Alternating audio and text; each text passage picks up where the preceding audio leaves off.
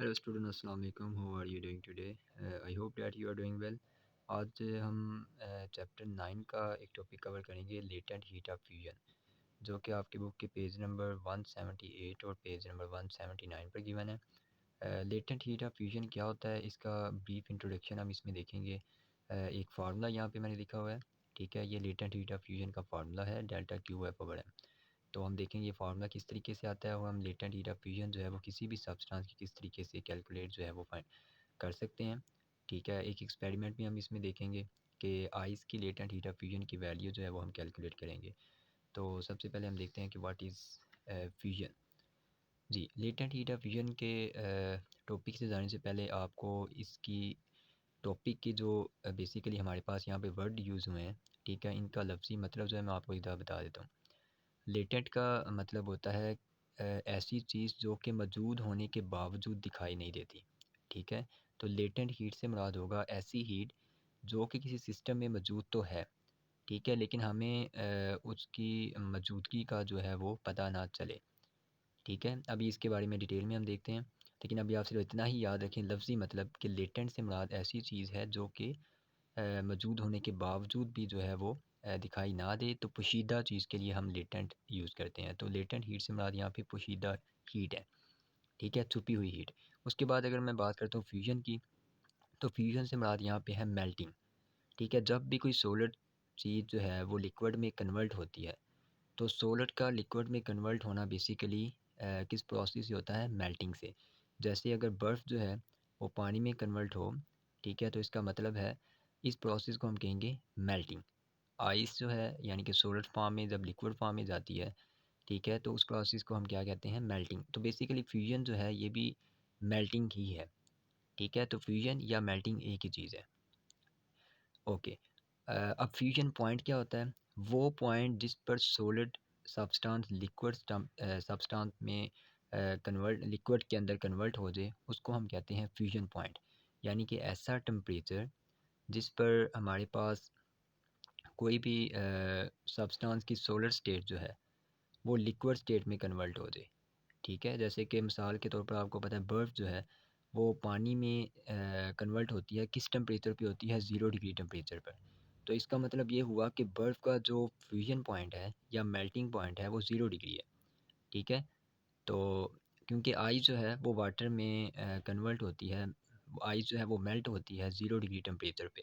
तो 0 degree basically is the fusion point of the ice, ठीक है, या आप कह सकते हैं मेल्टिंग पॉइंट ऑफ आइस, ठीक है। इसी तरीके से हमारे पास अब डेफिनेशन क्या बनेगी लेटेंट हीट ऑफ फ्यूजन की, heat energy required to to change unit mass of a substance from solid to liquid state at its melting point without change in its temperature is called its latent heat of fusion. अब ये definition इसका क्या मतलब है कि latent heat of fusion से मुराद दरअसल ऐसी हीट है जो किसी भी सॉलिड चीज़ को लिक्विड सॉलिड स्टेट से लिक्विड स्टेट में कन्वर्ट करने के लिए रिक्वायर होती है, ठीक है। कि कोई भी सब्सटेंस अगर सॉलिड स्टेट में मौजूद है उसको लिक्विड स्टेट में हम कन्वर्ट करना चाहते हैं, तो उसके लिए हमें जिस हीट की ज़रूरत होती है उसे हम लेटेंट हीट ऑफ फ्यूजन कहते हैं। लेकिन एक बात यहाँ पे आपने याद रखनी है कि लेटेंट हीट ऑफ फ्यूजन जो है इसमें हमारे पास टेम्परेचर तब्दील नहीं होता। जैसे कि अगर आप देखें नेक्स्ट पॉइंट में, without change in its temperature, तो टेम्परेचर के तब्दील हुए बगैर अगर सॉलिड चीज़ लिक्विड में कन्वर्ट हो जाए, ठीक है, तो इस दौरान जितनी हीट सिस्टम में अब्जॉर्ब होती है, जितनी हीट सिस्टम के अंदर एंटर होती है, ठीक है, वो लेटेंट हीट ऑफ फ्यूजन होती है। तो इसी वजह से इसको लेटेंट हीट ऑफ फ्यूजन कहते हैं, क्योंकि ये ऐसी हीट है जो कि सिस्टम में एंटर तो हो रही है, लेकिन उस सिस्टम का टेम्परेचर ज़्यादा नहीं हो रहा। क्योंकि आमतौर पर होता ही है कि अगर हीट सिस्टम में एंटर हो तो टेम्परेचर भी ज़्यादा होता है। जैसे कि पानी को अगर मैं करना स्टार्ट करता हूँ, तो वाटर को हीट अप करने से वाटर का टेम्परेचर भी ज़्यादा होगा, ठीक है। लेकिन यहाँ पे हमारे पास क्या होता है कि सिस्टम में हीट एंटर तो हो रही है, आप आइस को मेल्ट तो कर रहे हो, आप उसको हीट तो दे रहे हो, ठीक है, लेकिन थर्मामीटर के ऊपर जो है वो रीडिंग जो है वो ज़्यादा नहीं होती। वो अगर 0 डिग्री है सपोज़ करें तो वो 0 डिग्री ही रहती है। तो टेम्परेचर जो है वो ज़्यादा नहीं होता, लेकिन फिर भी सिस्टम में हीट दाखिल हो रही है, ठीक है, जो कि आइस क्यूब के अंदर जो है, जैसे कि अगर आप ये डायग्राम देखें तो यहाँ पे मैं आपको इस डायग्राम में बताता हूँ कि एक हमारे पास यहाँ पे स्टैंड है। थर्मामीटर जो है उस बीकर में इस तरीके से हैंग किया हुआ है हमने। इस बीकर में बर्फ़ के कुछ टुकड़े हैं, ठीक है। पीसीस ऑफ आइस यहाँ पे हमने जो है वो स्टैंड के ऊपर रखे हुए हैं और नीचे एक बर्नर जो है वो ऑन किया हुआ है, ठीक है। अब जैसे ही हम बर्नर ऑन करेंगे तो हीट मिलना शुरू हो जाएगी इस बीकर में मौजूद आइस पीसीस को, ठीक है। जिससे क्या होगा, वो आइस के पीस सॉलिड फॉर्म से लिक्विड स्टेट में जाना शुरू कर देंगे, ठीक है। सॉलिड स्टेट से लिक्विड में कन्वर्ट होना शुरू कर देंगे। अब वो हीट को ऑब्जॉर्ब करेंगे, ठीक है। अब जब वो हीट को ऑब्जॉर्ब करेंगे तो थर्मामीटर के ऊपर जो रीडिंग है वो ज़्यादा होना शुरू हो जाएगी। पहले थर्मामीटर पे बर्फ़ का टेम्परेचर सपोज करें -30 डिग्री है, ठीक है। बहुत ही कम टेम्परेचर है, माइनस में जो भी वैल्यू होती है बहुत ही कम वैल्यू होती है। तो अगर इस बर्फ़ का टेम्परेचर -30 डिग्री था बर्नर ऑन करने से पहले, तो जब हम बर्नर ऑन करेंगे, ठीक है, नीचे हम जो है इसको हीट देना शुरू कर देंगे, तो फिर क्या होगा, टेम्परेचर की वैल्यू जो है वो ज़्यादा होना शुरू हो जाएगी, ठीक है।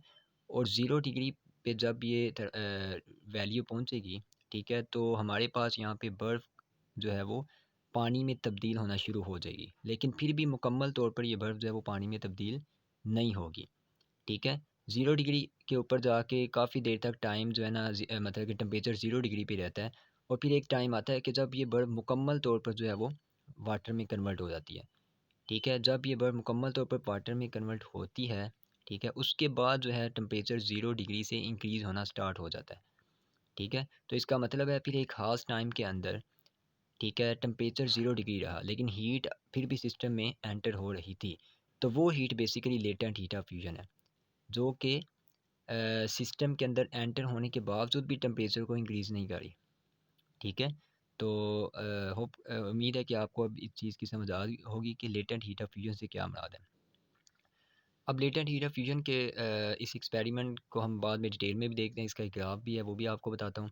लेटेंट हीट ऑफ फ्यूजन का फार्मूला जो है वो होता है H F is equal to delta Q F over M, ठीक है। यहाँ पे बेसिकली एच एफ जो है इसको ये हमारे पास है लेटेंट हीट ऑफ फ्यूजन का सिंबल, ठीक है। जैसे कि आप देख सकते हैं मैंने टॉपिक जहाँ पे लिखा था वहाँ पे एच एफ जो है साइड पे लिखा हुआ है। तो एच एफ जो है ये basically latent heat of fusion है, एफ स्टैंड फॉर फ्यूजन। उसके बाद हमारे पास डेल्टा क्यू एफ जो है ये अमाउंट ऑफ हीट है जो रिक्वायर होती है सोलर स्टेट से लिक्विड स्टेट में ले जाने के लिए किसी भी सब्सटेंस को, ठीक है। अमाउंट ऑफ हीट है बेसिकली यहाँ पे, और एम से मुराद यहाँ पे मैस है। और मैस यहाँ पे यानी कि जिस सब्सटेंस को आप मेल्ट करने जा रहे हैं उसका मैस कितना है, ठीक है।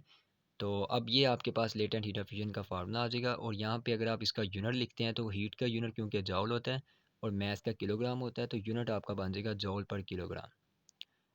उसके बाद आप इस फार्मूले से एक और फार्मूला भी ड्राइव कर सकते हैं डेल्टा क्यू एफ का, ठीक है, यानी कि अमाउंट अमाउंट ऑफ हीट, ठीक है। फ्यूजन जो है हीट ऑफ फ्यूजन जो है बेसिकली डेल्टा क्यू एफ को आप लिखेंगे हीट ऑफ फ्यूजन और एच एफ को आप लिखेंगे लेटेंट हीट ऑफ फ्यूजन। तो अगर आप हीट ऑफ फ्यूजन जो है वो फाइंड करना चाहते हैं तो एम यहाँ पे डिवाइड हो रहा है एच एफ के साथ, यहाँ पे जाके मल्टीप्लाई हो जाएगा, तो delta Q F is equal to M H F आ जाएगा।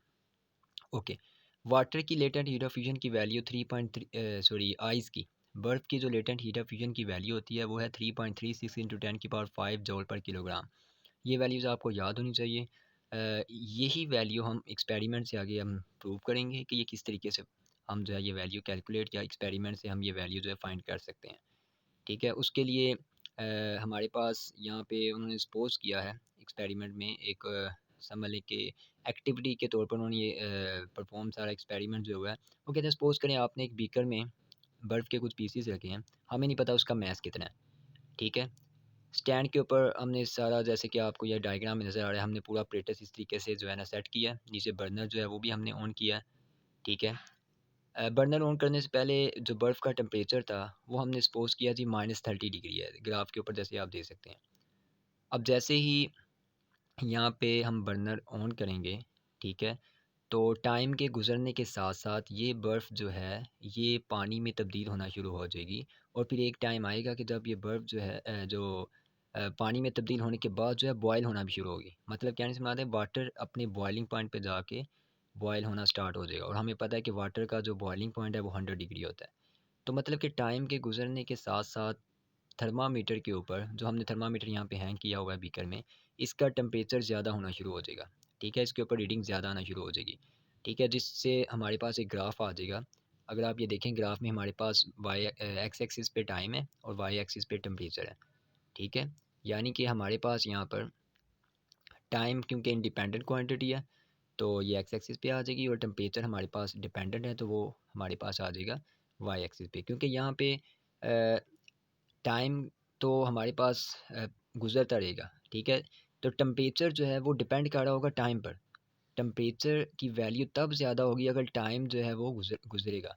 ठीक है, बर्नर तो ऑन है तो टाइम गुजरने के साथ साथ टेम्परेचर इंक्रीज़ करेगा। इसी वजह से हम कहते हैं टेम्परेचर जो है ये डिपेंडेंट है, टाइम जो है वो इंडिपेंडेंट है। ठीक है, अब ग्राफ को मैं साथ साथ ही ड्रा करूँगा ताकि आपका आइडिया भी क्लियर हो, क्योंकि लास्ट टाइम मैंने ग्राफ जो है वो ड्रा पहले से किया था, तो कुछ स्टूडेंट ने कहा था कि हमें ग्राफ की जो है वो इसमें अंडरस्टैंडिंग नहीं होती, इसी वजह से मैं ग्राफ को अब साथ ही ड्रा करूँगा।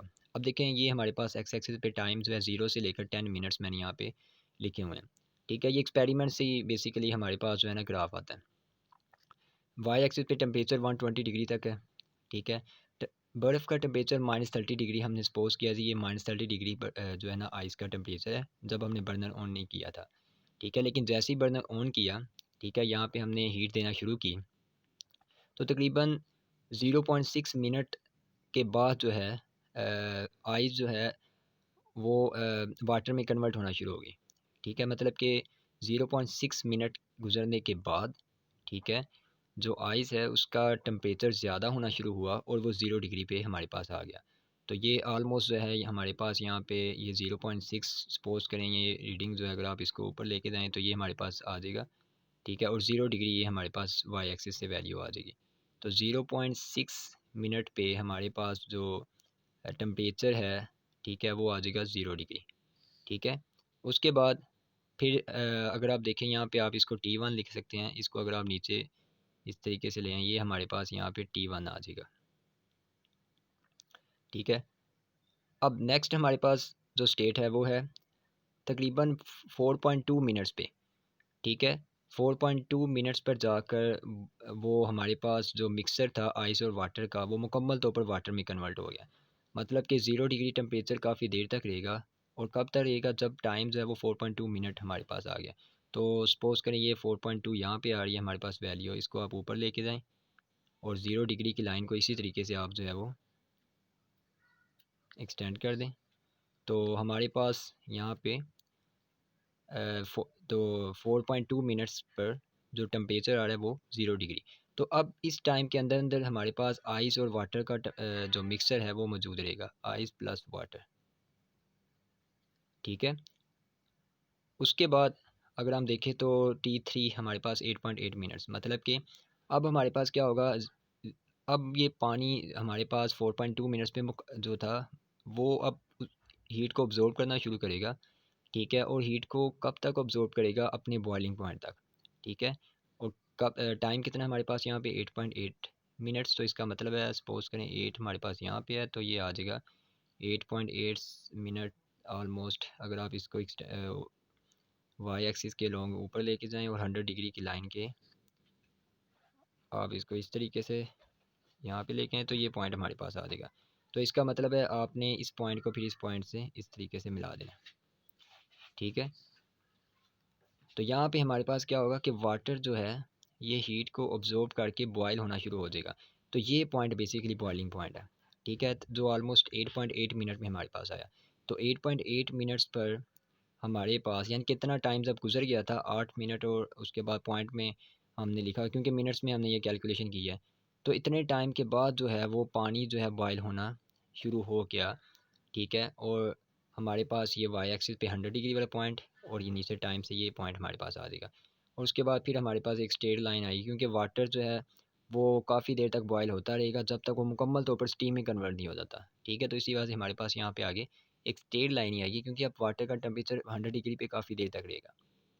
ठीक है, बाय द वे यहाँ पे हमारे पास ग्राफ इसका एंड है। बेसिक हमारा कंसेप्ट सिर्फ यहाँ तक किया है कि वाटर बॉयल जब होना शुरू हो जाएगा, ठीक है, 100 डिग्री टेम्परेचर के ऊपर, और टाइम हमारे पास ये आ जाएगा। तो ये T1 T2 T3 की जो वैल्यूज़ है ना, ये दरअसल एक्सपेरिमेंट से आई हैं। ये कोई एग्जैक्ट वैल्यूज़ नहीं है, मतलब कि हमने एक्सपेरिमेंट से देखा कि 0.6 मिनट पे हमारे पास बर्फ़ और पानी का एक मिक्सचर जो है वो आया था 0 डिग्री पे, कि 0 डिग्री के ऊपर यहाँ पे हमारे पास जो है 0.6 मिनट गुजरने के बाद आइस और वाटर का मिक्सचर था। ठीक है, उसके बाद 4.2 मिनट्स पर यानी कि यहाँ पर हमारे पास जो है वो वाटर जो है वो हमारे पास होगा, मतलब कि आइस मुकम्मल तौर पर अब वाटर में कन्वर्ट होगी। तो इस पॉइंट पे आके जितनी भी बर्फ़ थी वो किस में कन्वर्ट होगी, पानी के अंदर। ठीक है, इतने मिनट्स गुजरने के बाद, और यहाँ पर भी टेम्परेचर अब ज़ीरो ही रहेगा। ठीक है, तो इस पूरे प्रोसेस में कितनी हीट जो है वो बर्फ़ ने अब्जॉर्ब की है, वो लेटेंट हीट ऑफ फ्यूजन है। ठीक है, अब उसके बाद यहाँ पे टेम्परेचर ज़्यादा होना शुरू होगा। ठीक है, तो 8.8 मिनट्स के बाद हमारे पास वाटर जो है वो बॉयल होना शुरू होगा 100 डिग्री पे। तो ये तो हो गया हमारे पास इस डायग्राम से सारा। अब ये कैलकुलेशन है उस पूरे एक्सपेरिमेंट की। हमारे पास सपोज़ करें मास ऑफ आइस जो है वो m है। ठीक है, क्योंकि हमें वो पता नहीं, जो हमने बीकर के अंदर जो हमने बेसिकली यहाँ पे अगर आप देखें बीकर में जो हमने बर्फ़ के पीसेस डाले हैं उनके मास की वैल्यू अभी हमें पता नहीं है। ठीक है, वो हमने इसमें एक्सपेरिमेंट के तौर पर यूज़ किए हैं। हमें अब फाइंड करनी है इसकी latent heat of fusion AHF की वैल्यू कैलकुलेट करनी है। ठीक है, हम बेसिकली ये वैल्यू फाइंड करने जा रहे हैं। तो ये वैल्यू किस तरीके से आएगी, अब देखें ज़रा। एक्सपेरिमेंट के मुताबिक हमारे पास time taken by ice to melt completely at 0 degree. तो 0 डिग्री टेम्परेचर तक आइस को मेल्ट करने में हमने कितना टाइम हमें लगा, तो TF is equal to T2 minus T1। ठीक है, अगर आप ग्राफ से देखें तो हमारे पास यहाँ पर ग्राफ में T1 ये है। ठीक है, उसके बाद T2 हमारे पास आ जाएगा ये वाला, ये T2 है, और ये जो हमारे पास टेम्परेचर था ये T3 था। ठीक है, जो कि मैंने यहाँ पे लिखे भी हुए हैं। तो बेसिकली हमारे पास T1 से T2 तक जाने में कितना टाइम लगा है। ठीक है, तो वो हमारे पास यहाँ पे वैल्यूज़ आ रही है, देखें। TF is equal to T2 minus T1। तो यहाँ पे T2 की वैल्यू क्योंकि हमारे पास 4.2 थी। ठीक है, जो कि आप यहाँ पे दे सकते हैं 4.2, और T1 की वैल्यू हमारे पास 0.6। तो आप इन दोनों को माइनस करेंगे तो 3.6 मिनट जो है हमारे पास आ जाएगी TF की वैल्यू। ठीक है, यानी कि ये वो टाइम है जो फ्यूजन के अंदर मेल्टिंग के प्रोसेस में हमारे पास जो है वो कंज्यूम हुआ है, या ये टाइम लगा है। ठीक है, उस आइस को वाटर में कन्वर्ट होने में। तो इसी वजह से F लिखा हुआ है, क्योंकि ये मेल्टिंग का टाइम है, फ्यूजन का टाइम। उसके बाद नेक्स्ट अगर आप देखें तो time taken by water to heat from 0 to 100 degree. अब वाटर को बॉयल होने में कितना टाइम लगा है, 0 डिग्री से 100 डिग्री पर। तो वो कैसे कैलकुलेट करो, T0 is equal to T3 minus T2। मतलब कि ग्राफ में आप देखें तो यहाँ पे पानी बर्फ़ जो है वो पानी में क्योंकि कन्वर्ट हो चुकी थी। तो अब जो है वो कितना टाइम लगा पानी को बॉयल होने में, तो हम T3 में से T2 को माइनस करेंगे तो हमारे पास वो टाइम भी आ जाएगा। ठीक है, तो इसी वजह से यहाँ पे T3 माइनस T2 करेंगे तो 8.8। ठीक है, माइनस जब 4.2 करेंगे तो 4.6 मिनट्स हमारे पास आ जाएगा। ठीक है, अब टेम्परेचर में कितना इजाफा हुआ है, डेल्टा टी की वैल्यू हमारे पास 100 डिग्री, मतलब कि 0 से अगर आप देखें तो 100 डिग्री तक ये ग्राफ गया है। तो इसी वजह से हमारे पास चेंज इन टेम्परेचर 100 डिग्री है, जो कि 100 केल्विन के इक्वल होगा। ठीक है, उसके बाद नेक्स्ट हमारे पास है अमाउंट ऑफ हीट निकालने का फार्मूला। वाटर के लिए वो होगा डेल्टा क्यू इज़, ये फार्मूला हम पहले पढ़ चुके हैं, delta Q is equal to M C delta T. ठीक है, अब यहाँ पे एम से मुराद मैस है, सी से मुराद स्पेसिफिक हीट कैपेसिटी, और डेल्टा टी से मुराद चेंज इन टेम्परेचर। सी की वैल्यू हमें पहले पता है, वाटर की स्पेसिफिक हीट कैपेसिटी की वैल्यू 4200 होती है, ये भी आपको ज़बानी याद होनी चाहिए, ये कांस्टेंट है एक। डेल्टा टी आपको पता है 100, अभी आपने ऊपर देखा है। पानी जो है वो 0 डिग्री से 100 डिग्री पर हमारे पास बेसिकली यहाँ पे जो चीज़ हम मेल्ट कर रहे थे वो 0 डिग्री से 100 डिग्री पे गई है। तो इसी वजह से चेंज इन टेम्परेचर जो है पूरे सिस्टम में हुआ है वो 100 है। तो ये 100 आ गई, अब इन दोनों को मल्टीप्लाई करें तो ये हमारे पास आंसर आ जाएगा 4,20,000। ठीक है, और इसको आप साइंटिफिक नोटेशन में कन्वर्ट कर लें, 4.2 इंटू 10 की पावर 5। ठीक है, पॉइंट के बाद 5 डिजिट है तो आप इसको 10 की पावर 5 में लिख लें, और जॉल पर किलोग्राम जो है वो हमारे पास जो है इसका यूनिट आ जाएगा, क्योंकि हमारे पास यहाँ पे जो इसका यूनिट आएगा सी और डेल्टा टी को जब आप सोल्व करेंगे तो जॉल पर किलोग्राम आ जाएगा। अच्छा, उसके बाद नेक्स्ट हमारे पास अगर हम देखें तो हमारे पास जो है ना रेट ऑफ ऑब्जॉर्बिंग हीट, कि हीट के ऑब्जॉर्ब होने की रफ्तार कितनी है। ठीक है, स्पीड, किस स्पीड से जो है वो हीट सिस्टम के अंदर ऑब्जॉर्ब हो रही है, तो वो हमारे पास आ जाएगा डेल्टा क्यू ओवर T0। ठीक है, ये formula with respect to time, क्योंकि रेट का लफ्ज़ जब आता है ना तो हम टाइम पे डिवाइड करते हैं। तो हीट कितनी अब्जॉर्ब हुई है विद रिस्पेक्ट टू टाइम, वो मेरे पास रेट ऑफ अब्जॉर्बिंग हीट आ जाएगा। ठीक है, तो बर्फ़ को वाटर में कन्वर्ट होने में बेसिकली जो बल्कि वाटर जो जितना भी सिस्टम के अंदर हीट अब्जॉर्ब हुई है ना, वो हमारे पास कितनी स्पीड से हुई है, वो delta Q over T not है। ठीक है, अब heat absorb in time T F, basically हमारे पास यहाँ पे अगर हम ग्राफ में देखें तो हाँ जी, अगर आप इस ग्राफ को देखें तो हमारे पास यहाँ पे टी एफ से मुराद यहाँ पे ये वाला टाइम है। टी एफ जो है बेसिकली वो ये है, जबकि टी नॉट जो है वो बेसिकली ये है। ठीक है, ये टी नॉट है और ये टी एफ है। ठीक है, तो पहले हमने टी नॉट जो है वो बेसिकली हमने देखा कि यहाँ पे हमारे पास जो है हीट के अब्जॉर्ब होने की स्पीड कितनी है, रेट ऑफ अब्जॉर्बिंग हीट।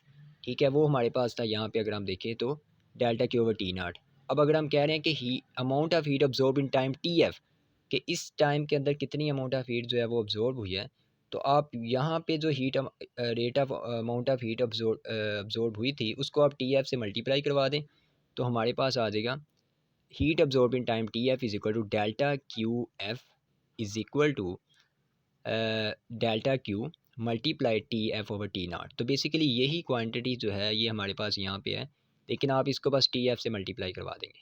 ठीक है, नेक्स्ट हमारे पास delta Q F is equal to M multiply H F होता है। ये भी हमने फार्मूला जो है वो ड्राइव किया था, अगर आपको याद हो लेटेंट हीट ऑफ फ्यूजन के फार्मूला से हमने ये फार्मूला ड्राइव किया था, delta Q F is equal to M H F.